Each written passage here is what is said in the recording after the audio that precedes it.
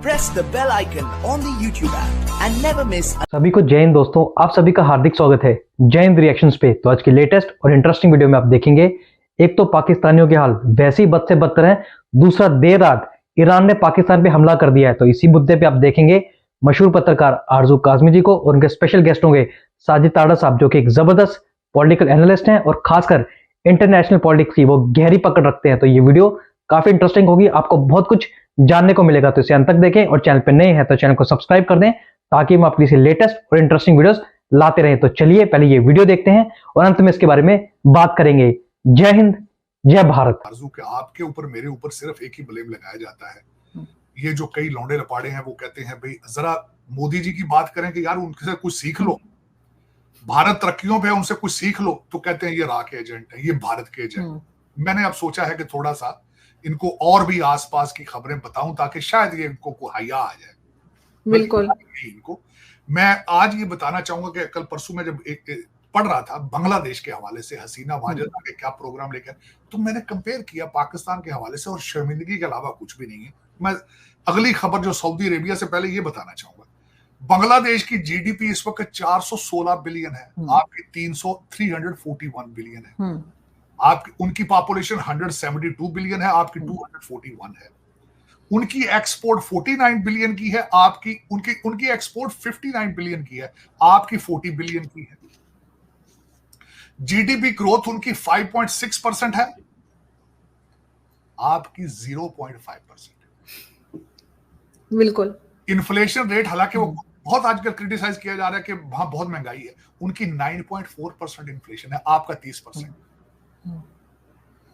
बांग्लादेश की per capita income जो है, गरीब अभी मुल्क है, $2457 पर कैपिटा उनकी इनकम है, आपकी $1505 है। उनका लिटरेसी रेट 74% है, आपका लिटरेसी रेट 62% है। हालांकि आपका लिटरेसी रेट चेक करने के लिए क्या पूछा जाता है कि जो बंदा सिर्फ सिग्नेचर कर सकता है, चाहे अपना नाम ना लिख सकता हो, कागज पकड़ के इस तरह कर दे तो कहते हैं ये पढ़ा लिखा है। तो सारे के सारे, क्योंकि देखे ना आपका स्टैंडर्ड, मैं लिटरेसी रेट यहां से चेक करूंगा कि आपके हर लीडर को कौम से कम्युनिकेट करने के लिए उर्दू में ट्वीट करना पड़ता है, इंग्लिश पढ़ने की सलाहियत नहीं रखते, ये लिटरेसी नहीं है इनकी। बिल्कुल मैं इसको नहीं मांगूंगा ये 62% भी आपके पढ़े लिखे, 2% कर लें तो फिर हो सकता है 60 तुम्हारे। अब अगली जो खबर आज की सबसे बड़ी खबर है, जो दो खबरें हैं, एक तो हमारे जो काकड़ साहब हैं जिनका नाम घड़े में से निकला था, किसी ने निकाला था घड़े में से, उनकी लॉटरी निकली थी कि यार जहाज अगले 6 महीने 1 साल के लिए जहाज तुम्हारा है, जहां मर्जी जाओ। उसके बाद वो इब्ने बतूता बन गए थे, वो स्विट्जरलैंड चले गए। हुकूमत ये कह रही है कि वहां से कारोबार लेके आएंगे। मुझे किसी ने बताया कि वो घड़ियां और चॉकलेट खरीदने गए वहां से। किसके लिए सर? चॉकलेट तो खैर मुझे दे सकते हो अगर देना चाहे। और अपनी भाई स्विट्जरलैंड की घड़ियां मशहूर है और वहां का चॉकलेट मशहूर है। अपनी बीवी और बच्चों के लिए चॉकलेट और अपने लिए घड़ी लेंगे। वो उनको बचपन से शौक था, कहते थे मैं स्विस मेड घड़ी लूंगा, बचपन से शौक था, अब्बू मैं स्विट्जरलैंड की घड़ी लूंगा। चले गए। मुझे किसी ने कहा है कि वो वहां पे जी पाकिस्तान के लिए बिजनेस लेने गए, और यार घर में बम पड़ रहे हैं यार, सुसाइड अटैक हो रहे हैं, टीटीपी घुस के मार रहा है, यहाँ कौन आके कारोबार करेगा? लोग अब ईरान ने भी मारना शुरू कर दिया सर टीटीपी के साथ। भाई यहाँ से लोग जिंदा बच के भाग रहे हैं यहाँ से, तो आप कहते हैं यहाँ कारोबार लेकर आए। वो तो जहाज में घूमने गए हैं, कहते हैं यार दर हकीकत मुझे एक और भी किसी ने बताई है कि इनको बचपन में शौक था बर्फबारी देखने का और कहते थे मैं खुद तो स्कीइंग नहीं कर सकता, मैं लोगों को देखूंगा किस तरह करते हैं। चले गए फिर वहां पे। अब वहां पे एम्बेसी, पाकिस्तान एम्बेसी उनको ले जाएगी, स्कीइंग कराएगी, चॉकलेट लेकर देगी 2 डब्बे और एक घड़ी तोहफे में देंगे। ये अगली फ्लाइट पकड़ के वापस अपना जहाज लेकर गए, चाहे रास्ते में पेट्रोल खत्म हो जाए, लेकिन चले, शौक था भाई, शौक पूरा करना चाहिए भाई। जब आपका वो कहते हैं ना हाथ पड़ जाए, दोबारा किसने वजीर आजम बनाना है? दोबारा इनके पूरे खानदान में से कोई नहीं बने। इनका सुना F11 में रहायशन के पड़ोसी को नहीं पता ये कौन है। सर मैं भी F11 में रहती हूँ, मुझे नहीं पता ये कहाँ है। भाई मैंने खुद पहली दफा लफ्ज काकड़ मैंने जिंदगी में पहली दफा सुना। ये काकड़ क्या चीज है पता पहली दफा चला यार, आज तक नहीं मैंने नाम सुना ये काकड़। और ऐसा लीडर बनाया। वो सुना कुछ और भी 5-7 लोग ये क्वेटे से बुला के यहाँ इस्लामाबाद में आबाद कराए गए थे। हमारे एक बहुत बड़े फाते थे इस एरिए के, जनरल फैज साहब के, उनके ये कई थे उन जो लेकर आए थे क्वेटा से। उनको लोग क्वेटा में भी कोई नहीं जानता। उनको लेके आए थे 10-15 लोगों को, ज्यादातर को उन्होंने सेनेटर बना दिया था, ये भी सेनेटर बने थे। सुना बर्तानिया पढ़ने गए थे, पढ़ के नहीं आए वहां से, बगैर डिग्री के वापस आ गए थे। चले ठीक, घूमे फिरे भाई। स्विट्जरलैंड बहुत अच्छी जगह है, बहुत अच्छी जगह। वो पानी शानी की 2 बोतलें भी वहां से ले आए, बड़ा अच्छी जगह ले गए घूमने। भाई अगर आपका हाथ पड़ता हो जाना चाहिए। दुबई चले जाए, रास्ते में दुबई में रुकेंगे, वहां शॉपिंग वगैरह करेंगे बच्चों के लिए। चॉकलेट और घड़ियां लेने गए हैं वहां से, और कुछ नहीं लाएंगे। जो अगली खबर आपको बताना चाह रहा हूं, जो सबसे बड़ी डैवो के हवाले से जब मैंने बात की, जो स्विट्जरलैंड के अंदर आज जो तहलका खेज खबर सबसे ज्यादा जो आई है वो ये है कि सऊदी अरेबिया के प्रिंस, जो फॉरेन मिनिस्टर हैं, prince Faisal bin Farhad Al Saud, foreign minister of Saudi Arabia, उनसे ये क्वेश्चन किया गया और वहां पे वो इकोनॉमिक्स वर्ल्ड इकोनॉमिक फोरम में बैठे थे। उन्होंने कहा अगर इजराइल फलस्तीन को स्टेटहुड दे देगा तो हम इसको एक्सेप्ट कर लेंगे, कंप्रीहेंसिव इसके ऊपर उन्होंने कहा कि जी हम इसके साथ एग्रीमेंट करेंगे कि हम इजराइल को रिकॉग्नाइज करेंगे। और उन्होंने कहा इससे इजराइल के दरवाजे पूरे मिडिल ईस्ट में खुल जाएंगे। वजह यह है कि इसकी पहले भी यूएई, बहरीन और मोरक्को सऊदी अरेबिया के कहने के ऊपर वो रिकॉग्नाइज इनको कर चुके हैं according to the Ibrahim accord. और फिर वो उनकी जो आज जो उसके बारे में मैं खबर पढ़ रहा था तो उसके ये लिखा ये था, वाकई ये बात ठीक है, क्योंकि सऊदी अरेबिया के अंदर हरमैन है, मस्जिद नबवी है, वहां खाना काबा है, तो मुसलमानों की बिल्कुल ओपिनियन चेंज हो जाएगी। और कई और ममालिक, पाकिस्तान तो इसी खुशी में रिकॉग्नाइज कर लेगा, ऑफ कोर्स जाहिर है कि सऊदी अरेबिया का है, वो तो कहेंगे सीटी मारेंगे, हाँ भाई साइन कर दो भैया, तो आपने तो फौरन कर देना। लेकिन और मुल्क भी करेंगे रिकॉग्नाइज सऊदी अरेबिया के पीछे। दूसरी खबर ये थी। तीसरी खबर और आखिरी खबर ये मैं बताना चाहूं, बहुत मजे की खबर है। आज मुर्शिद पेश हुए जब तोशा खाना के केस में, तो सुना है वहां पे काले जादू ने असर दिखा दिया, जज बशीर बीमार होकर गिर गए वहां पे, सुना बेहोश। मुर्गे काम है ना, मुर्गे उर्गे काटे होंगे। हम वो काले बकरे कहते हैं जी, जमान पार्क में, खैर बकरे तो आजकल मिल नहीं रहे, मुर्गी ही उन्होंने खा। और सुना है 2 किलो मिर्चें चला दी उन्होंने। जो जज मोहम्मद बशीर थे उनका ब्लड प्रेशर बढ़ गया, गिर गए वो।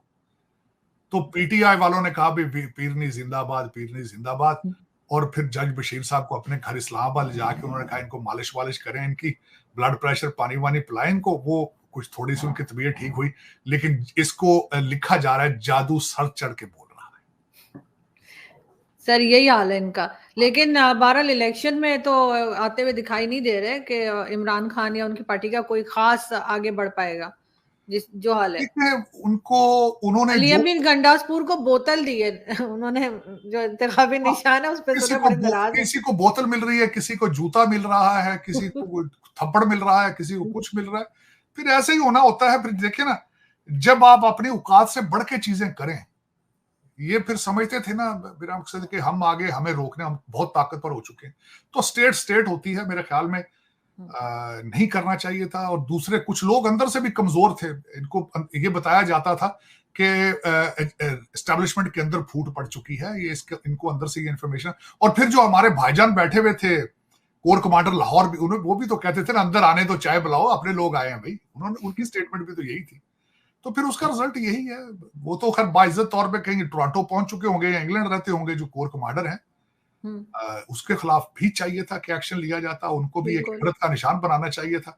जिनकी पतलून जो है बाहर लहरा रहे थे लोग, उन्होंने पतलून पेश की थी, तभी वो बाहर उन्होंने बताया था। और मुझे अभी याद है कि मेरे मुर्शद का जो भांजा था वो बाहर मजाक उड़ा रहा था कि इसकी वेस्ट 52 है कोर कमांडर। बिल्कुल।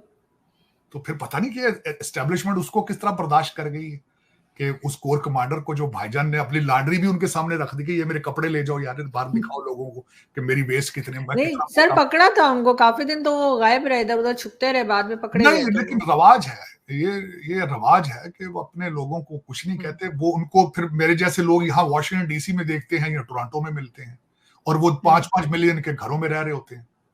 ये पाकिस्तान का ये रवाज है, और इसी वजह से पाकिस्तान आज तबाह बर्बाद हो चुका है, दुख के साथ। जो कि मेरी मादरे मिल्लत है, बिल्कुल मेरी मादरे मिल्लत है। मैं ये नहीं कहूंगा कि वो, मैं वहां पैदा हुआ, मैं I was born Pakistani, I will die Pakistani. लेकिन उसको जो 76 साल से जिस तरह के लोग लूट रहे हैं, लूट के जब मेरी मुलाकात उनसे होती है तो ठंडे माहौलों में वॉशिंगटन डीसी में होती है या टोरंटो में होती है, तो कहिए। बिल्कुल ऐसा ही। लेकिन सर हमने जंगों की बात भी करनी थी, आपने कहा था कि तो मैं आपको पता है, फॉरेन पॉलिसी मैगजीन है वो अमेरिका में, बड़ा रिस्पेक्टेबल है। उन्होंने बिलखसूस एक खबर ये बनाई थी आरजू के दुनिया के अंदर 2024 में 10 बड़ी जंगें जो इस वक्त कॉन्फ्लिक्ट जो कहा जा सकता है उन पे नजर रखनी चाहिए, पढ़नी चाहिए, बल्कि हम टाइम टू टाइम इस पे करते भी रहेंगे। मैं उन 10 जल्दी उन 10 कॉन्फ्लिक्ट इश्यूज के बारे में बात करना चाहूंगा, जो कि आप कुछ को कह लें सर्द जंगें हैं, कोल्ड वॉर्स हैं, कुछ लाइव कॉन्फ्लिक्ट्स हैं। सबसे पहले उन्होंने गाजा की बात की है। दूसरे नंबर पे उन्होंने मिडिल ईस्ट, जिस तरह के हम मुसलसल देख रहे हैं कि मिडिल ईस्ट के अंदर इराक और सीरिया हालते जंग में ही रहते हैं सारा साल। तीसरा कॉन्फ्लिक्ट उन्होंने बताया सूडान के अंदर, आपको पता है 2 फौजी जर्नैल आपस में लड़ रहे हैं पावर में। चौथा यूक्रेन का आपने हालात देख रहे हैं वहां पे जो चल। पांचवा म्यांमार के बारे में उन्होंने बताया जहां पे मुसलसल मुसलमानों की नस्लकुशी हो रही है। छठी जो है इथियोपिया की बात की है, जो इथियोपिया इस वक्त इरिट्रिया के साथ उनका पानी का तनाजा चल रहा है। सातवीं नाइजीरिया साहिल जगह है जहां के ऊपर आपने अगले दिन भी देखा होगा कि क्रिश्चियन और मुसलमानों के दरमियान 80 से ज्यादा लोग मारे जा चुके हैं। फिर हेटी के अंदर ऑलवेज अनरेस्ट चल रही है, पता नहीं क्या बात है, वहां भी गुर्बत के हालात खराब हैं। 9वां इशू उन्होंने आर्मीनिया और अजरबैजान का बताया है। और 10वां उन्होंने कहा कि अमेरिका और चाइना, जो कि ताइवान और हम एक कोल्ड वार शुरू हो चुकी है दोनों के दरमियान, ये 10 जगह जो है ये देखने से इन पे नजर रखनी चाहिए, पढ़ना चाहिए इनके बारे में। This is what is going on. बिल्कुल ऐसा ही है, लेकिन सर हमें तो अब इस वक्त फिक्र है वो ईरान वाले जो अटैक की, और उसमें देखते हैं कि आगे जैसे जैसे न्यूज़ अपडेट आएंगी हम बिल्कुल आपसे कांटेक्ट करेंगे और उस पर बात करेंगे, क्योंकि हर तरफ इस वक्त यही शोर है। मुझे कई मेरे इंडियन जर्नलिस्ट फ्रेंड्स जो हैं उनके भी मैसेजेस आए हैं, वो भी पूछ रहे हैं। तो हम देखते हैं कि इसके ऊपर मजीद क्या आगे जो है वो बात बढ़ती है। पाकिस्तान एजेंसी या पाकिस्तान की तरफ से तो फिलहाल खामोशी है। बहुत शुक्रिया सर कि आपने आज ज्वाइन किया। Thank you so much. Thank you दोस्तों, आशा करता हूं कि वीडियो को आपने अंत तक देखा होगा और हमेशा की तरह आरजू काज़मी जी और साजिद ताड़ा साहब का ये पूरा डिस्कशन और इनके पॉजिटिव एनालिसिस आपको काफी पसंद आए होंगे, जिसमें सबसे पहले तो इन्होंने बात की हमारे प्यारे देश भारत के बारे में। वेल, ये बात तो सही है कि कोई भी ईमानदार पाकिस्तानी, वैसे तो है गिने चुने, पर आरजू काज़मी जी और साजिद ताड़ा जैसा कोई भी ईमानदार पाकिस्तानी जब भारत या मोदी जी की तारीफ करता है तो उसे वो रॉ का एजेंट घोषित कर देते हैं। और दूसरी ओर हम देख रहे हैं कि एक तरफ वैसी तरीके तालिबान पाकिस्तान को ठोक रहा था और अब ईरान भी उसमें शामिल हो गया। देर रात ईरान ने भी पाकिस्तान पे हमला कर दिया है, और ये हमला हुआ भी तब है जब भारत के विदेश मंत्री यानी कि एस जयशंकर साहब अभी हाल ही में ईरान पहुंचे हैं। अब ये कोइंसिडेंस है या फिर आप जान ही सकते हैं कि क्या हो सकता है। तो आशा करता हूं वीडियो आपको काफी पसंद आई होगी। अगर ये वीडियो आपको अच्छी लगी है तो इसे लाइक और शेयर जरूर कर दें, और अपने विचार हमें कमेंट सेक्शन में लिखकर जरूर बताएं। और एक बार फिर चैनल पे नए हैं तो चैनल को सब्सक्राइब कर दें, ताकि हम आपके लिए लेटेस्ट, इंटरेस्टिंग और इंपॉर्टेंट वीडियोस लाते रहें। जय हिंद, जय भारत।